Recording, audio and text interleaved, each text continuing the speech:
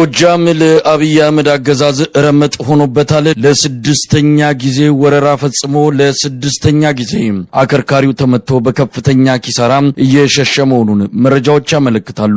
በ10 ሺዎች የሚቆጠር እግረኛ ሰራዊት ብረት ለበስ ታንኮችንና መድፎችን ታጥቆ በአራት አቅጣጫዎች የገባው የአብይ አህመድ ሰራዊት በፋኖና በህዝብ የተባበረ ክንድ እየተመታ መሆኑን ማረጋገጥ ተችሏል።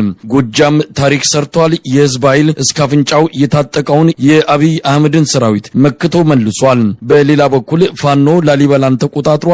ለሁለት ሳምንታት አድፍጦ የቆየው የፋኖ ኃይል በዛሬው ዕለት ከተማዋን በእጁ ማስገባቱ ታውቋል። በደቡብ ጎንደር ክምር ድንጋይ፣ ጋሳይን ጨምሮ አንዳንድ አካባቢዎች ከአብይ አህመድ አገዛዝ ነጻ መውጣታቸውን ያገኘነው መረጃ ያመለክታል። እንግዲህ ከሁለት ቀን በፊት መከላከያ በጣም ከፍተኛ ቁጥር ነበር ቋሪትና ደጋዳሞትን ለመቆጣጠር የተንቀሳቀሰው። ነገር ግን በጅጋ በኩል የገባው ዝንድብ ከምትባለው ከተማ ማለፍ አልቻለም። በጣም በርካታ ጉዳት ደርሶበታል። በመከላከያ ተከታትሎ ነበር የሄደው። ነገር ግን ከፍተኛ ዝግጅት አድርጎ ነው የጠበቀው ፋኖ። ከዚህ በፊት ገነት አቦ ደርሶ ነበረ። ቋሪትን ለመቆጣጠር ሙከራ አድርጎ ዝንድብን አልፎ ገነት አቦ ላይ ደርሶ ነበር። አሁን ደግሞ እንኳን ገነት አቦ ሊደርስ ዝንድብ ከምትባለው ከተማ ላይ በጣም ከፍተኛ ጉዳት ደርሶበት ወደ ጅጋ አፈግፍጓል።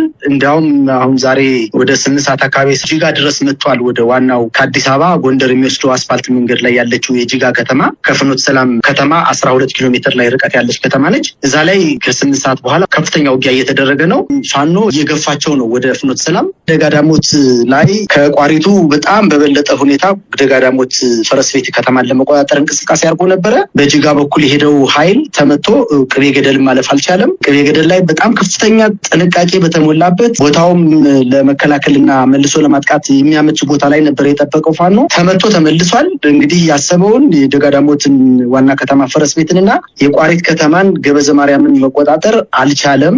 በላይኛው በኩል ደግሞ በአዴት በኩል ብራዳማ የሚባለው ቦታ ከሰከላ ከአዴት በደጋዳሞት የሚያማክል ቦታ ነው። እዛ ድረስ መጥቶ ነበረ። ነገር ግን በላይኛው በኩል የመጣው መከላከያ ሰራዊት አሁን ውጊያ ላይ እንደሆኑ ነው። በተለይ ጎጃም አሁን 5ኛ ቀኑ በጣም ከፍተኛ ቁጥር ያለው ሰራዊት ይዞ ስለገባ በአየርም በምድርም በተጠናከረ ሁኔታ ለመጨረሻ ጊዜ ደመስሳለሁ ብሎ ነው የገባውና ውጤቱን እንዴት መግለጽ ይቻላል? በተለይ ከደረሰበት ኪሳራ አንጻር አንዳንድ መረጃዎች እንደምንሰማው ከሆነ ከፍተኛ ቁጥር ያለው ያገዛዙ ሰራዊት በሙርቆም በተለያየ መልኩ ከጥቅም ውጭ ሆኗል ነው። በፋኖች በኩል መጠነኛ ጉዳት እንደደረሰም ሰምተናል። የሚመጣጠን አይደለም በሁለቱ ወገኖች መሃል ያለው የጉዳት መጠን አጠቃላይ ሁኔታ። ከዚህ አንጻር ምን መረጃ አለ? እንግዲህ በቃላት ከተገለጸ ከዚህ የበለጠ ቃላት አይገልጸውም። ከፍተኛ የሆነ ምርኮ አለ። ከፍተኛ የሆነ የሰራዊት ቁስለኛና ሙት አለ። መከላከያ ዝንግብ ከተማ ላይ በተለይ ወደ ጅጋ እየሸሸ ባለበት ሰዓት የወደቁ መከላከያዎችን እንኳን ማንሳት አልቻለም ነው። ድሉ በጣም ከፍተኛ ነው። ፋኖ ቅድመ ዝግጅት አድርጎ ነበረ። አጠቃላይ ማህበረሰቡን አንቅቶ አደራጅቶ ቦታ ሲዞ ነው የጠበቀው። ዝንግብ በምትባለው ቦታና በቅቤ ገደል ደጋዳሞትን ደግሞ ለማጥቃት በቅቤ ገደል የተንቀሳቀሰው ኃይል ከፍተኛ ክሳራ ነው የደረሰበት። በጣም ከፍተኛ ሙትና ቁስለኛ ነው የሆነው። በሎጂስቲክስ ደረጃ በከፍተኛ ሁኔታ ፋኖን አስታጥቆ ነው የተመለሰው። በደጋዳሞት የሚባለው አጠቃላይ ሰከላ ቋሪትና ፈረስ ቤት አካባቢ ላይ ተደጋጋሚ ሽንፈት ነው የደረሰበት። ከዚህ አልፎ አሁን እኮ ውጊያው ቡሬ ከተማን እኮ ፋኖ ተቆጣጥሯል። ቡሬ ከተማን ተቆጣጠረ ማለት እኮ በወለጋ በኩል ያለውን መስመር ዘግቶታል ማለት ነው። እንዲያውም ተጨማሪ ክሳራ ነው የደረሰበት።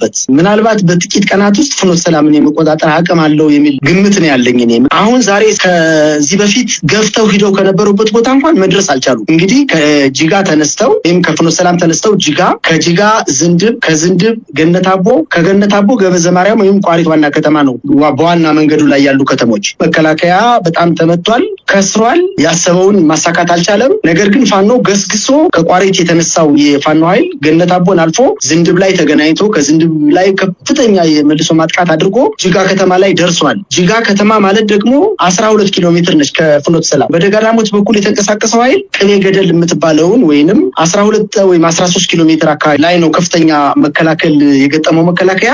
አሁን ወደ ደንበጫ ማፈግፈግ ላይ ነው። ቋሪትንና ደጋዳሞትን ትኩረት መንግስት ለምን እንደሰጠው ራሱ ሊገባኝ አልቻለም። ሽንፈቱን ለመሸፈን ቋሪትና ደጋዳሞትን በወታደራዊ ኃይል ይዣለሁ ብሎ ፕሮፓጋንዳ ለመስራት ካልሆነ በስተቀር እዛ ላይ የሚያገኘው ምንም ጥቅም የለም። ከፍተኛ ቦታ ነው፣ ደጋ ነው። ከድንችና ከገብስ ውጪ ሌላ የማይመረትበት አካባቢ ነው። ሂዶ ምን ሊያገኝ እንደሆነ አልገባኝም። ከዚህ በፊትም ደጋዳሞት ላይ ወይም ፈረሴት ከተማ ላይ በአምስተኛ ዙር ማጥቃት ተከፍቶ ሲገባ እንስሳት ሳይቀርቡ ከተማውን ለቀው ብቻውን ገብቶ 2 ቀን አድሮ ነው ተመልሶ የወጣው። ዛሬ ግን ያንን እድል አላገኘም፣ ተመቶ ተመልሷል። ምናልባት አሁን አንዳንድ መረጃዎችን እንሰማለን በምድር የፋኖን ኃይል መቋቋም እንዳልቻለ፣ ስለዚህም በድሮንና በተለያየ የአየር ላይ ጥቃቶች እንደዚሁ ወደዛ መሸጋገሩና በዛ ፋኖን ለማዳከም ወደዛ እርምጃ መግባቱን እየሰማን ያለ ነው። በአንዳንድ ቦታዎች ላይ የድሮን ጥቃት እየተፈጸመ ነው። የጎጃሙንም ጦርነት ማሸነፍ እንደማይችል ሲረዳ ወደዛ እየገባ ነው የሚል ነገር ነው።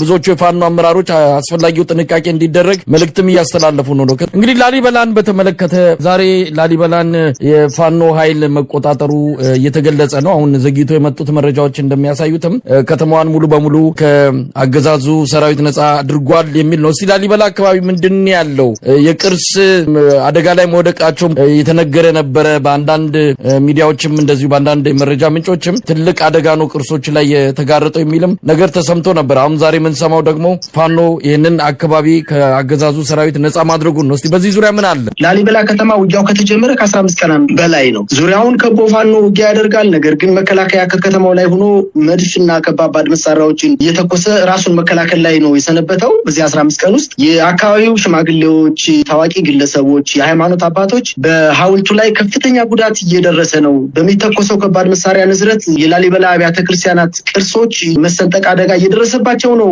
ብለው ቢያመለክቱም ነገር ግን እምቢ ብሎ ከባባድ መሳሪያዎችን ብቻ ጠምዶ ከፍተኛ የሆነ በዙሪያ የሚገኙ ገበሬዎች ላይ እየተኮሰ ነበረ። እንግዲህ ውጣ ብሉት በሽማግሌ ተመከረ፣ በሃይማኖት አባቶች ተመከረ፣ በታዋቂ ግለሰቦች ተመከረ። ነገር ግን እንግዲህ ምከረው እምቢ ካለ መከራ ይምከረው በሚለው ብሂል መሰረት ፋኖ በከፍተኛ መስዋዕትነት በከፍተኛ ጀግንነት የላሊበላ ከተማን ከ6 ሰዓት ተኩል በኋላ ከተማዋ ገብቶ ተቆጣጥሯታል። ወደ ኤርፖርቱ አካባቢ የተወሰነ ውጊያ አለ። እንግዲህ ላሊበላ እንደምታውቀው ኤርፖርቱ ከከተማው በተወሰነ ደረጃ የራቀ ቦታ ስለሆነ ከተማዋ በፋኖ ቁጥጥር ውስጥ ናት። ሰላም ነው አሁን። ነገር ግን በኤርፖርቱ አካባቢ አሁንም ከፍተኛ ውጊያ እንዳለ ነው። ቅርሶች ላይ የደረሰ አደጋ አለ። ዓለም አቀፍ የቅርስን በተመለከተ በቅርበት ክትትል የሚያደርጉ ወገኖችም ስጋታቸውን እየገለጹ ስላለን እንደው የተሰማ ነገር አለ ከቅርሶች አንጻር?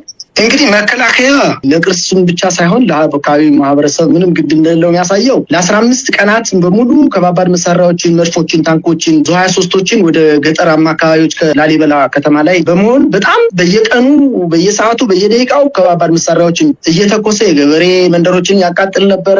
ነገር ግን በሚተኮሰው ንዝረት አማካኝነት ቅርሶቹ ከፍተኛ ጉዳት እየደረሰባቸው እንደሆነ የአካባቢው ሽማግሌዎች ሂደው እስከ መጠየቅ ደረጃ ደርሰዋል። ፋኖ ጥንቃቄ ሲያደርግ የነበረው መጀመሪያ ከተማው ላይ ያለውን የብርሃኑ ጁላ ጦር ማስወጣት ከተቻለ እና ኤርፖርቱን ማስወጣት ከተቻለ ይህን ነገር ማስቆም ይቻላል ከሚል እሳቤ ነው። ከፍተኛ ጥንቃቄ አድርጎ በጣም በቆረጣ ጎሬላ በሚመስል ውጊያ ገብቶ ከተማ ውስጥ ላንቃቸውን አዘግቷቸዋል። የከባባድ መሳሪያዎችን ጉዳት ደረሰ ከተባለ ከከተማው ላይ ሲተኮሱ የነበሩ ትልልቅ ከባድ መሳሪያዎች ያደረሱት ጉዳት ነው እንደ ጉዳት ከተወሰደ።